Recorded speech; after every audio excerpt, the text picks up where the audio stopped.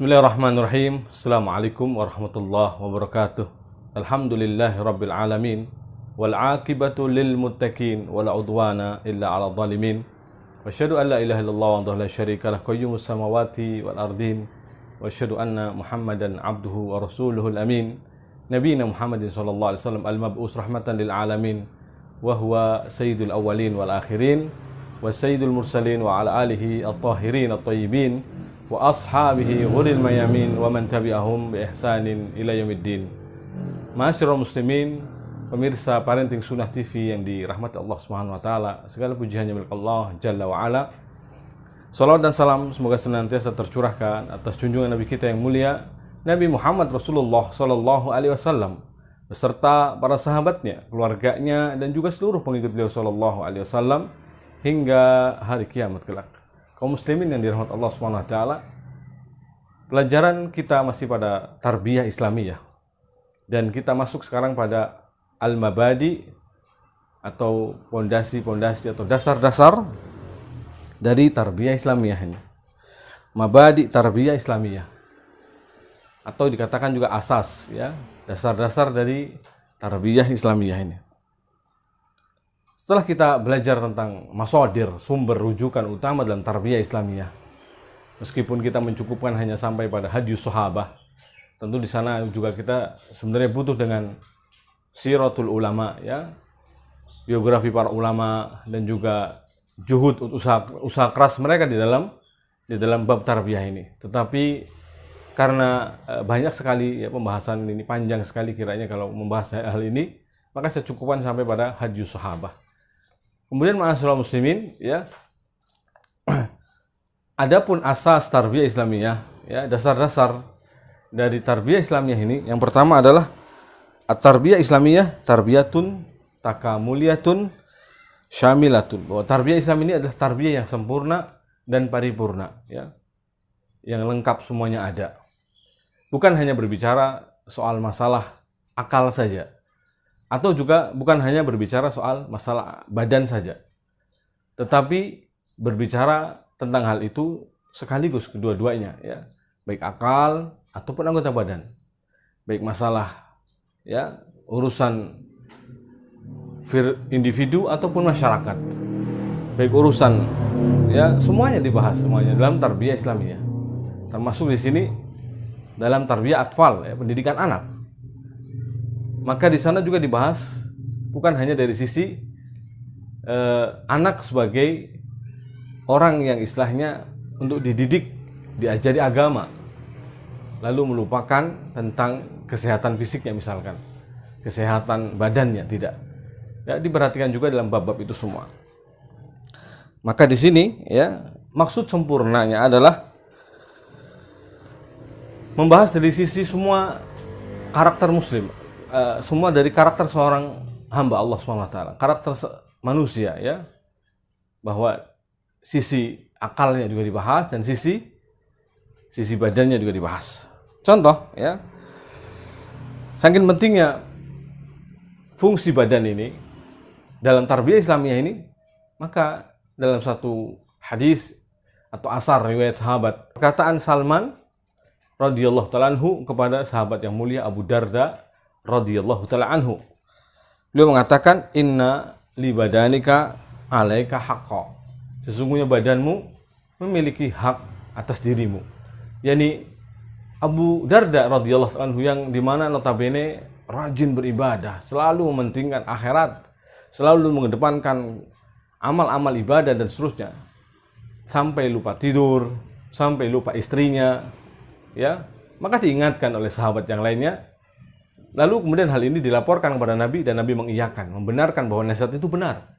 Wa inna li badanika alaika haqqa, dan sesungguhnya badanmu ada hak, keluargamu ada hak, ya, bahkan dirimu ada hak atau badanmu sendiri ada hak. Wa atiqul ladzi haqqin haqqahu, maka berikan setiap yang punya hak haknya. Kemudian juga bukan hanya masalah badan, tapi masalah rohani atau qalbu atau akal, ya.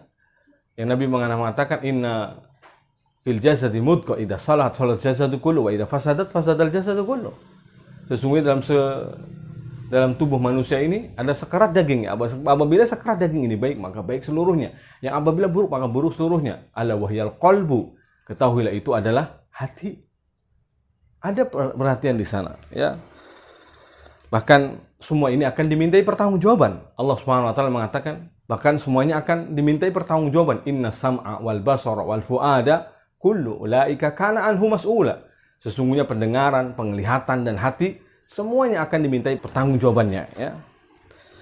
Maka ya, di sini tidak mengesampingkan sisi badan ataupun akal, ya. Dua-duanya disebutkan, ya. Di antara mewakili akal adalah qalbu dan mewakili badan adalah mata dan pendengaran, ya. Mata dan pendengaran. Inna sam'a, sesungguhnya pendengaran, wal basara dan penglihatan, wal fuad, ya, dan hati, kullu ulaika kana anhu mas'ula. Semuanya akan dimintai pertanggungjawabannya. Bahkan menjadikan bersihnya badan ini menjadi syarat dalam sahnya ibadah. Sebagaimana Allah Subhanahu wa taala melalui lisan Rasulnya mewajibkan tentang taharah, miftahus shalah tahur. Kunci salat adalah suci, ya. Sucinya badan, sucinya pakaian, ya, dari najis. Ini artinya semua diperhatikan, ya. Bukan hanya perkara qalbu saja, bukan hanya perkara lahir saja, tapi semuanya diperhatikan di dalam tarbiyah Islamiyah. Yang ini menunjukkan kesempurnaannya. Kemudian bicara tentang akal tadi. Dalam tarbiyah Islamiyah kita dituntut, diajarkan untuk memfungsikan akal sebagaimana mestinya, untuk tadabbur, tafakkur, ya. Makanya lihatlah dalam Al-Qur'an Allah Subhanahu wa taala meninggikan derajat orang yang berilmu.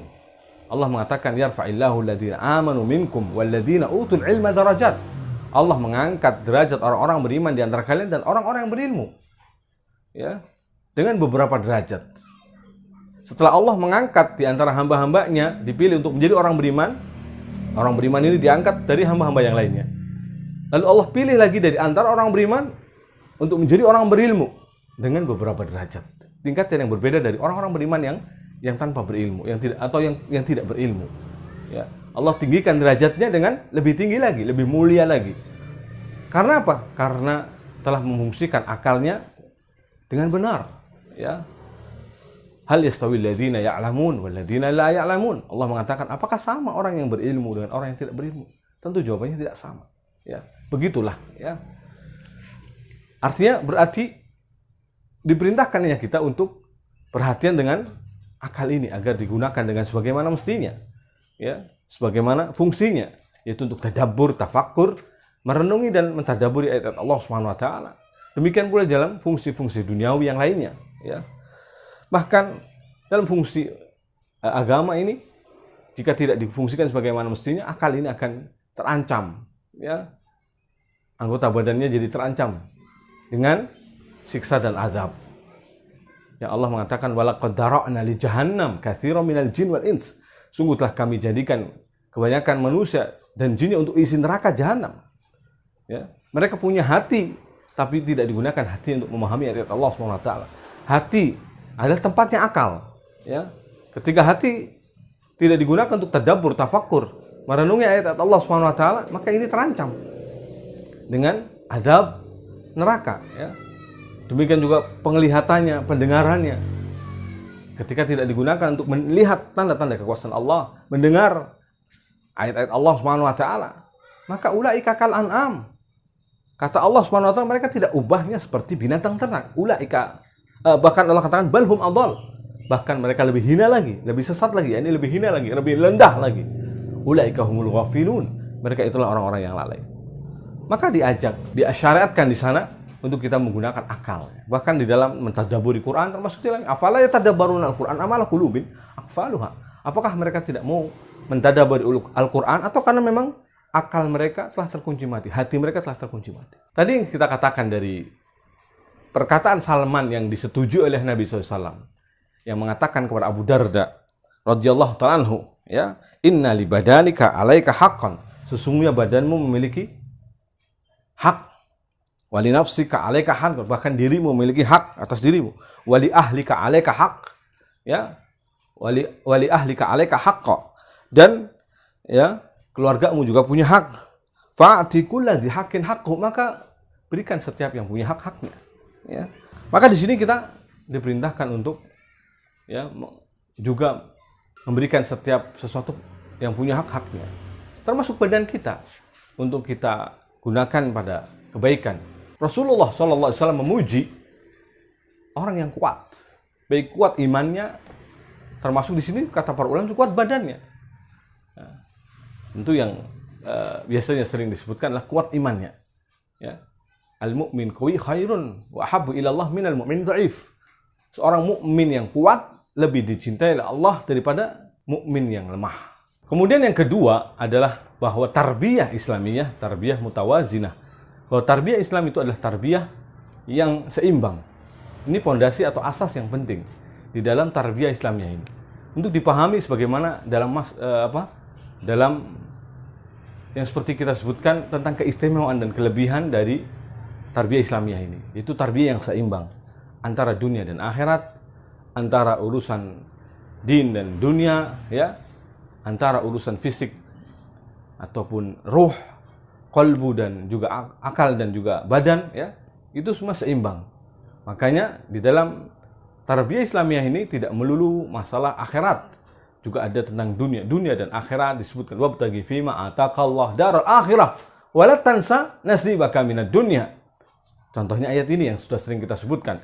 Kemudian pula, ya, bagaimana hadis yang orang-orang yang datang kepada istri-istri Rasulullah SAW kemudian menanyakan perihal ibadahnya Rasulullah SAW.